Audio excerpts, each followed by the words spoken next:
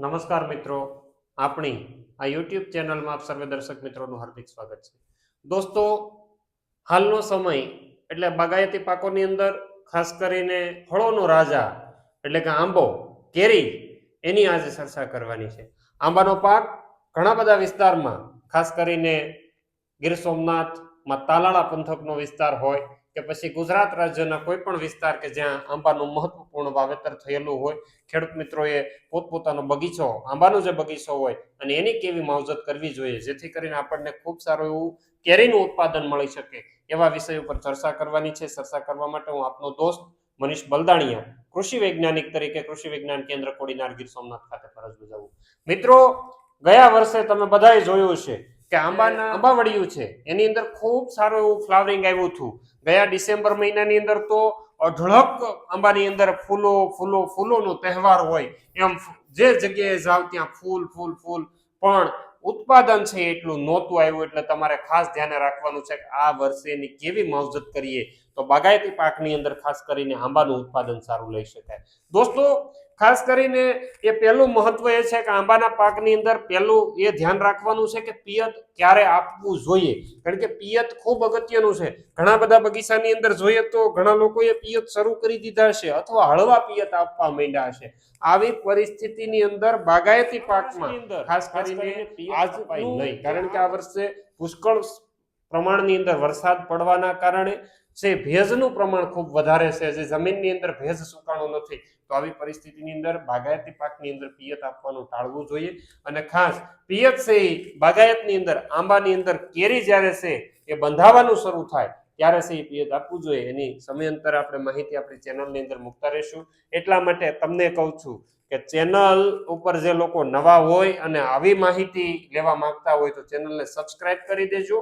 બાજુમાં bell icon ઉપર click કરીને ઓલ ઉપર સેટ કરી દેજો, એટલે જ્યારે પણ અમે આંબાની માહિતી મૂકી એટલે ફટાફટ તમને મળી જાય. અને એ પછી તમે છે ચેનલને, જો તમને વિડીયો અને માહિતી સારી લાગતી હોય તો અન્ય લોકોને શેર કરજો, જેથી કરીને એને પણ જો આંબા વાવ્યા હોય તો આંબાની અંદર વધારે સારો ફાયદો લઈ શકે. અને લાઈક શેર કરવાનું ભૂલતા નહીં, મારા માટે અને તમારા માટે ખૂબ ઉપયોગી છે. ખાસ કરીને દોસ્તો, પિયતની વ્યવસ્થાની વાત કરીએ તો પિયત અત્યારે આપવાનું નથી. જે લોકો આપી રહ્યા છે એને પિયત આપવાનું ટાળે તો વધારે સારું. એ પછી અત્યારે તમે જોતા હશો, હું જે ચિત્રની અંદર પાછળના વિડીયોની અંદર બતાવી રહ્યો છું એ પ્રમાણે તમામ બગીચા અત્યારે છે કોળ કાઢી ગયા, નવી કોળામણ આવી ગઈ છે. તો આ સારું કે ખરાબ, પહેલો પ્રશ્ન એવો છે, તમે કોમેન્ટની અંદર જણાવજો તમારા અનુભવ, કારણ કે મારા કરતા તમે બધા વર્ષોથી આંબાવડિયા રાખો છો, આંબાવડિયાની અંદર માવજત કરો છો, ખૂબ સારી એવી કેરી પકવો છો. તો અત્યારે જે આંબાની કોળામણ થઈ ગઈ સારી કે ખરાબ, મારા હિસાબથી સાયન્ટિફિક અને સાયન્ટિસ્ટો સાથે ચર્ચા કર્યા મુજબ અત્યારે જે કોળી ગયા એ થોડું વ્યાજબી છે. કારણ કે મોર આવી ગયા પછી જો કોળ નીકળે ને તો એ આંબાની અંદર કેરી કદાચ ઓછી બેસી છે, એટલે અત્યારે મોર મોડો આવશે પણ આંબા કોળી ગયા છે આપણા માટે ઘણીવાર તો બહુ ઓછી માત્રાની અંદર ગણીએ તો નુકસાન થાય, પણ ફાયદો ઘણો રહેશે, કારણ કે થોડું મોડું થશે પણ એ તમારા માટે કદાચ ફાયદામાં રહેશે. પણ હવે પછી જો કોળ નીકળે તો આપણા માટે ખૂબ નુકસાનકારક રહી શકે છે. એટલે આંબાની જે કોળામણ હતી, જેને દિવાળી સમયે કોળી ગયા એના માટે ફાયદો હતો, પણ અત્યારે હવે પછી નવી નવી કોળો આવતી જાય, ઉપડી ફૂટતી જાય તો આપણા માટે નુકસાન થતું જાય. એટલા માટે ખાસ પિયત આપવાનું ટાળવું જોઈએ, નાઇટ્રોજન યુક્ત ખાતરો આપવાના ટાળવા જોઈએ, ઉપરથી ખાતરોનો છંટકાવ પણ અત્યારે કોળામણ આવતી હોય ત્યારે છંટકાવ ટાળી દેવું જોઈએ. તો હવે શું કરી શકાય એ ખાસ તમારે ધ્યાને રાખવાનું છે. મોર અવસ્થા આવવાની છે, ડિસેમ્બર મહિનો અને જાન્યુઆરી મહિનો એટલે બાગાયતની અંદર ફૂલોનો તહેવાર કહી શકાય. અને આ સમયે મોર અવસ્થા વખતે કેવી કાળજી રાખવી એ ખૂબ અગત્યની છે. ઘણીવાર ખેડૂતની નાની એવી ભૂલ ખેડૂતના માટે બહુ મોટું નુકસાન કરી જતી હોય છે. મોર અવસ્થાએ ઘણા બધા ખેડૂત મિત્રો અત્યારે ટાંકા લઈને છંટકાવ કરવા ચોમાસું પૂરું થયું એટલે નીકળી પડ્યા, કઈ દવા છાંટો છો એ ખબર નથી. જેને ભલામણ થઈ સસ્તી દવા મળે છે, ઉધાર દવા મળે છે, ઝીકા ઝીક બોલાવી દે ન હોય. જે મોર અવસ્થાએ ખાસ કરીને કયું યોગ્ય સ્ટાન્ડર્ડ ફૂગનાશક વાપરવું જરૂરી છે, કારણ કે અત્યારે તમારે આંબાની અંદર ખાસ કરીને ઝાકળ આવશે, ઝાકળના સમયમાં પાવડરી મિલ્ડ્યુ, જેમ ફૂલ આવશે એમ પાવડરી મિલ્ડ્યુ આવવાની શક્યતા વધી જશે. ઉપરાંત આંબાની અંદર અમુક ફૂગના રોગોનું પ્રમાણ વધી જશે. આવી પરિસ્થિતિની અંદર તમારે આંબાના બગીચાની અંદર જો અત્યારે તમે કોઈ છંટકાવ કરવા નીકળતા હોય તો તમારે કોન્ટેક્ટ પ્રકારની જે ફૂગનાશક દવા, ખાસ કરીને મેન્કોઝેબ એકલું આવે છે એનો તમારે ઉપયોગ કરવાનો છે. અન્ય ફૂગનાશક દવાનો અત્યારે ઉપયોગ ટાળવાનો છે.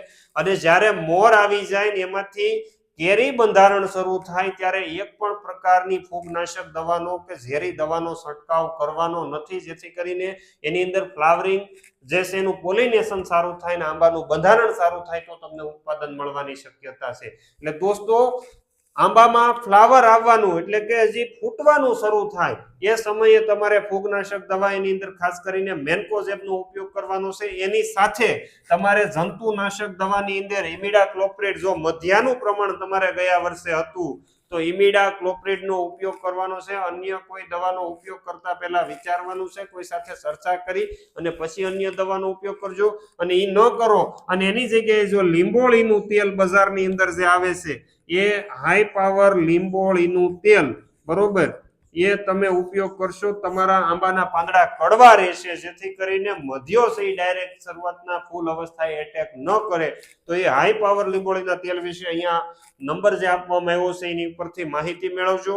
લીંબોળીનું તેલ ઘણા બધાએ 2 દિવસ સુધી આ લીંબોળીનું તેલ હાથે અડી ગયા પછી કડવું લાગે, હાબુથી હાથ ધોવા છતાં, અને ભૂલથી જો એકવાર અડાઈ ગયું ડબલાને અને પછી જમવા બેહી ગયા તો સમસી સિવાય આપણી પાસે કોઈ ઉપાય રહેતો નથી. આવું કડવું લીંબોળીનું તેલ અત્યારે જે બજારમાં આવે છે એની એકવાર માહિતી તો લેજો અને પછી આ ફૂગનાશક જે મેન્કોઝેબ કીધું એની સાથે છંટકાવ કરી શકો છો. તમને ખૂબ સારા પરિણામ મળશે. આ સિવાય મોર સારો ફૂટે, કારણ કે આ તમારા માટે ખૂબ અગત્યનું હતું. મોર સારો ફૂટે એના માટે ખેડૂતે શું કરવું જોઈએ? કારણ કે આમાં આપણી ઘણીવાર ભૂલ થતી હોય. આપણે તો બસ જે પેક્લોબ્યુટાઝોલ ઓગસ્ટ મહિનાની અંદર પાણી ભેગું, કોકે 500 ml, કોકે 100 ml, કોકે 150 ml, મજા આવે એમ પાયું હતું આંબાના તળિયાની અંદર પાંદડાઓને.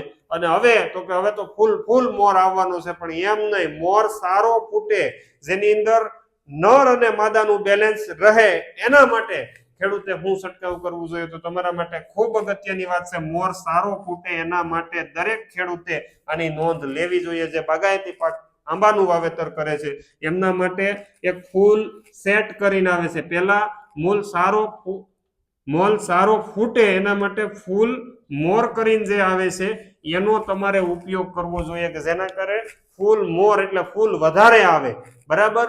અને ફૂલ આવી ગયા પછી આંબાની અંદર લીંગરા ફૂટી જાય અને એક વેચ સુધીના લીંગરા થઈ જાય પછી તમારે ફૂલ સેટ કરીને આવે છે, ફૂલ સેટ, એનો તમારે ઉપયોગ કરવાનો છે. ફૂલ મોર અને ફૂલ સેટ ની વિશેષ માહિતી માટે તમારે અહીંયા આપેલા નંબર ઉપર કોન્ટેક્ટ કરવાનો છે. ગયા વર્ષે ઘણા બધા ખેડૂત મિત્રોને આનો ઉપયોગ કર્યો હતો, એને ખૂબ સારા પરિણામ મળ્યા હતા. તો હું આગ્રહ રાખું છું કે આ વર્ષે પણ તમે કાંઈ નહીં તો 5 આંબાની અંદર આનો અખતરો કરો, કારણ કે અખતરો કરવાથી તમને ખ્યાલ આવશે. આ દુનિયાની અંદર કોઈ પણ વસ્તુ જોવાથી સીધું જોઈ લીધું, દુનિયાની વાતો સાંભળી લીધી કે વાતો કરવાથી ક્યારેય ખ્યાલ આવતો નથી. જ્યારે પોતે ખુદ અખતરો કરવા ઉતરશો ત્યારે તમને ખ્યાલ આવશે કે આ દવાનો છંટકાવ કરવો જોઈએ કે ન કરવો જોઈએ. એની સાથે તમારે જ્યારે ફૂલ મોરનો ઉપયોગ કરતા હોય, લીંગરું હજી ફૂટવું થયું હોય ત્યારે 05234 ખાતરનો ઉપયોગ કરવાનો છે. યાદ રાખજો, કારણ કે ફોસ્ફરસ ફ્લાવર બડ ઇનિશિએશન માટે ખૂબ મહત્વનું સાબિત થશે.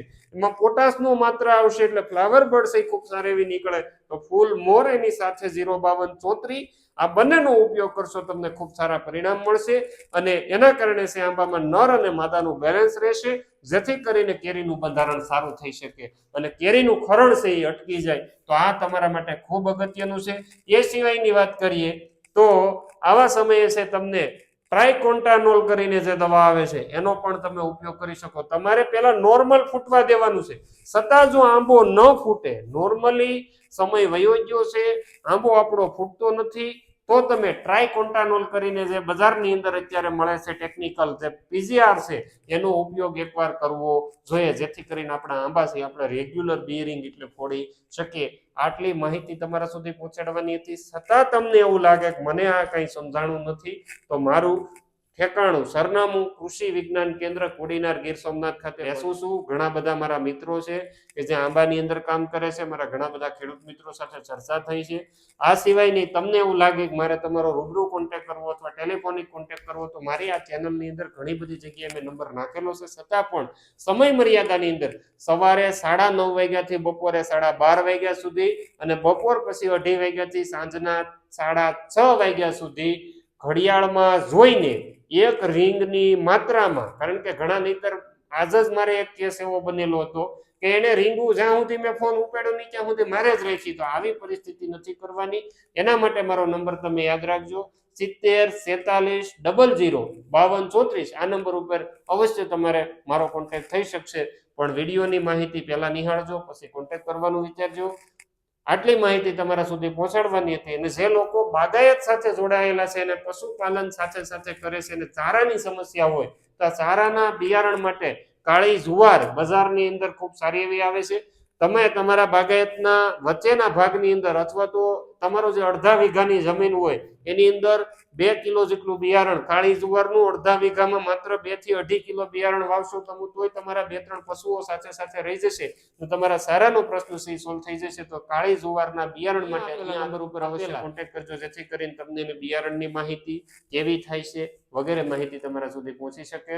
અસ્તુ, આભાર, જય હિન્દ, ભારત માતા કી જય, વંદે માતરમ.